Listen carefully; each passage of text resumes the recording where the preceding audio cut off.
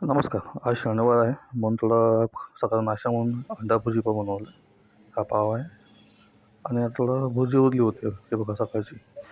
तर थोडा विचार केला की आपण थोडा अंडा राईस करूया. हा कालचा भात आहे. मी अजून नवीन भात ठेवला गरम व्हायला म्हणजे उकळायला ठेवला आहे भात.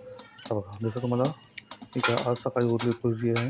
हा आता भात नवीन बनवला आहे आणि कालचा भात आहे मिक्स केलं मी. आता त्याच दोन्ही भात एकत्र होऊन थोडं त्या भुर्जीमध्ये टाकता येईल. तसं मी तो मिक्स केला आहे.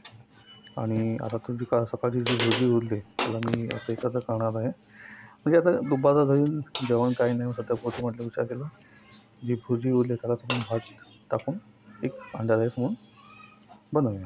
तर थोडा केलं म्हटलं आहे ते बघू. तर दोन्ही एकत्र केलं. आता एकत्र करून आम्हाला थोडं एक 5-10 मिनटं वाफेवर ठेवलं. तुम्ही दिसत असेल तुम्हाला वाफ बघा वाफ येत असेल. आता भात नवीन आत्ताच बनवला आहे आणि कालचा भात होता फक्त त्याचा ॲड केला आहे. जास्त काही नाही केलं याच्यामध्ये.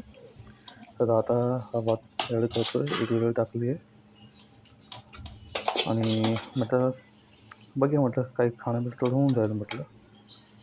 आता याच्यात मी कोथिंबीर कापणार आहे. मी कोथिंबीर कापली आणि थोडा मिक्स करण्याचा कोथिंबीर टाकून त्याला आणि 5 मिनटं फक्त ठेवणार आहे. अशी कोथिंबीर कापून टाकली बारीक बारीक करून. हां झालं. आता याच्यामध्ये थोडं फक्त मी थोडं पाणी टाकायचा विचार केला पण नको म्हटलं पाणी टाकलं तर भात चिकचिक होऊन जाईल म्हणून पाणी टाकलं नाही याच्यामध्ये. कोथिंबीर अशी टाकली. आता थोडं मिक्स करून घेतो तर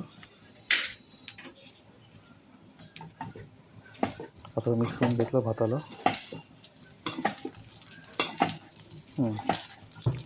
आता सोपी पद्धत दुपारचं नॉर्मल जेवण बस झालं.